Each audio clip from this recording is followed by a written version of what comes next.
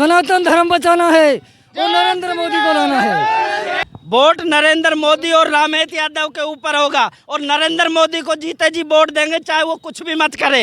BJP सरकार लाकर इस भ्रष्टाचार सरकार को खत्म करना है। आज दिन रेप होता है, सरकार में बिल्कुल भी सहयोग नहीं है। गांव-गांव ढाणी-ढाणी में रोडवेज बच जाएगी। मैं बीजेपी का कार्यकर्ता हूँ। मैं अभी 4-5 महीने पहले एक्सीडेंट हुआ था, रामहेत जी खुद में से घर पे मिल के गए। बताओ कैसे भूले हम उनका। अमित शाह की रैली है आज किशनगढ़ विधानसभा में, किस तरह उनका रुझान देख रहे हैं आप? बढ़िया बड़ा देख रहे हैं हम तो। नौकरी मिलेगी यदि अगर भाजपा की सरकार आई है तो? हाँ, मिलेगी, बिल्कुल मिलेगी। सरकारी मिलेगी, प्राइवेट? सरकारी मिलेगी। पक्का भरोसा है आपको? मेरे साथ और भी लोग हैं, उनसे भी पूछते हैं। भाई कांग्रेस की सरकार पिछले 5 साल थी, नौकरियों के नाम पे फॉर्म भरवा लिए जाते हैं, 500, 400, 600 रुपए फीस भरवा ली जाती है, गवर्नमेंट के खाते में फंड चला जाता है, पेपर के टाइम पेपर लीक करके करोड़ों में पेपर बांट देते हैं। जनता को मूर्ख बना के रख दिया इस कांग्रेस की सरकार ने। भ्रष्ट युवाओं में अब की बार एक भ्रम फैलाया जा रहा है, या फिर यह सच्चाई है कि भारतीय जनता पार्टी की यदि सरकार बनती है तो वो सरकारी नौकरियां नहीं निकालेगी? सरकारी नौकरियां निकालेगी। पहले 2018 से पहले आप देखिए डाटा, कितनी सरकारी नौकरियां। इन्होंने तो वैन में फोटोकॉपी की मशीन लगा के पेपर फोटोकॉपी कर करके बेचे हैं। इन्होंने तो दलाली करी है। इन्होंने सारे पेपर आउट हुए और जिसमें इन्होंने भर्तियों को जबरदस्ती लटकाया, रिट लगवा।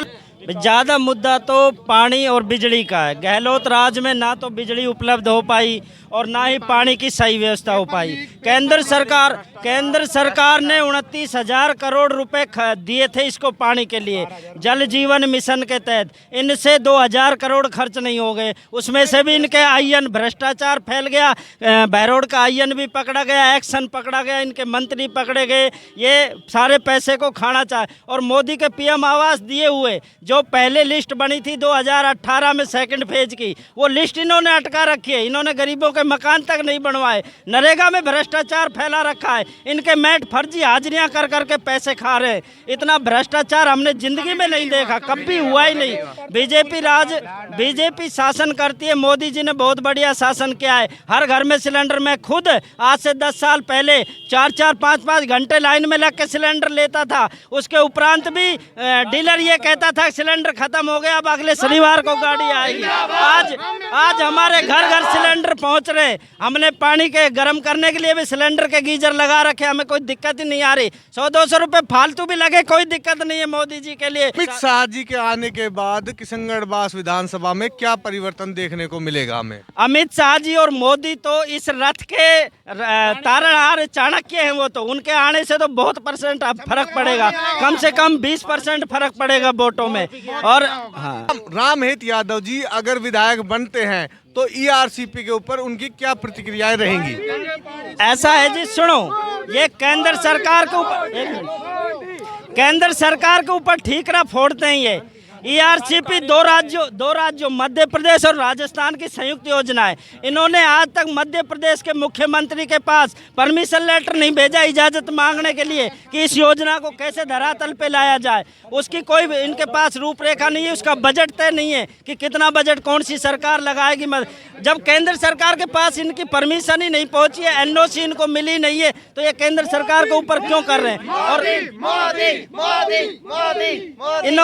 इन्होंने ऐसे ही रिफाइनरी का, वसुंधरा ने रिफाइनरी का इतना बड़ा प्रोजेक्ट लाई थी राजस्थान में, उसको लटकाए रखा। हमारे कोट कासिम में एयरपोर्ट लाई थी, उसको भी लटका के रखा हुआ है। ये किसी भी योजना में मोदी या बीजेपी का नाम लाना नहीं चाहते, चाहे गरीब आदमी, मजदूर आदमी कितना ही मर रहा हो, इनको कोई फर्क नहीं पड़ता। कांग्रेस ये चिरंजीवी योजना की ज्यादा गीत गाते हैं। चिरंजीवी योजना में सिर्फ इन्होंने बजट बढ़ाया, नहीं चालू वसुंधरा की। आज भी लोगों से पूछो इलाज किसके तहत करवा रहे हो, तो उसके मुंह से चिरंजीवी नहीं निकलेगा, भामाशाह निकलेगा। ये भामाशाह कार्ड किसने चालू किया?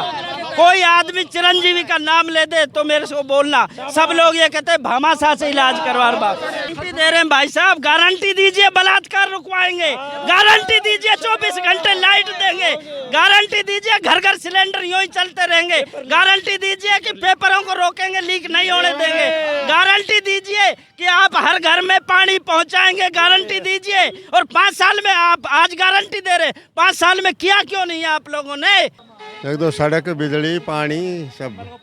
देश को 77 साल हो गए आजाद हुए, आज भी पानी बिजली की समस्याएं हैं। आज तक भारतीय जनता पार्टी की भी सरकार रही, कांग्रेस की सरकार रही, ज्यादा रही थे, 40 से 50 साल हो गए कि कांग्रेस की। अब आई से बेचारी या तो 5-4 साल से ही। तो अब की बार भारतीय जनता पार्टी की सरकार बनेगी तो चंबल का पानी आ जाएगा। आ जाएगा, बिल्कुल आ जाएगा। घर घर पानी देंगे, नल पे घर घर नल पहुंचा रहे हैं, और रोड राड इतने बना दिए जो काबू से बाहर। हमने तो जो बीजेपी ने करवाया है, लैटरिन बाथरूम करा बीजेपी ने कराया है, गरीब आदमी घर बनाया तो बीजेपी ने बनाया है, राशन भी मिल रहा है तो बीजेपी मिल रहा है। अब कितने मुद्दे बताएं। मेरे साथ और भी लोग हैं, उनसे बात करते हैं। क्या नाम है आपका? विजय। विजय जी, विजय जी, अब की बार किन मुद्दों के ऊपर आप चुनाव करोगे? सबका साथ, सबका विकास के मुद्दे पर देंगे। पानी का विकास, सड़क का विकास, जो भी सारे विकास होंगे मोदी सरकार लाएंगे। मेरे साथ और भी लोग हैं, उनसे भी पूछते हैं। बाबा राम राम। राम राम। किनको वोट करोगे अब की बार? बीजेपी का वोट करेंगे। क्या क्या मुद्दे रहेंगे अब की बार? मुद्दे ये रहेंगे, एक तो ये पेपर लीक नहीं होना चाहिए, और पानी आना चाहिए नहर का, और शिक्षा के ऊपर जो ना जोड़ देना, और विकास बहुत रह रहा। अभी तो घर घर पानी पहुँचाना, पाइप तो दबा दी कांग्रेस ने, लेकिन लेना देना पानी का कुछ है नहीं। आप क्या कहोगे? बीजेपी सरकार आएगी। आप 100% कॉन्फिडेंस हो बीजेपी की सरकार आएगी? बीजेपी का। और नहीं आई तो अब की बार? बिल्कुल पक्का आएगी। रामेश जी जीते हैं कम से कम 50,000 वोटों से यहाँ से। रामेश जी अगर 50,000 वोटों से जीतते हैं या भी 5 वोटों से जीतते हैं, आप काम क्या क्या करवाओगे रामेश जी से? सारा चिकित्सा का काम है, रोड का काम है, शिक्षा का काम है, सब पानी का काम है, सब पूरे काम करते हैं। आपने देखा है कि किशनगढ़ विधानसभा की ऐसी कोई भी ग्राम पंचायत नहीं है जिसके अंदर रोडवेज बस की सुविधा हो। इस पर आपकी क्या प्रतिक्रिया रहेगी रामेश जी को लेकर?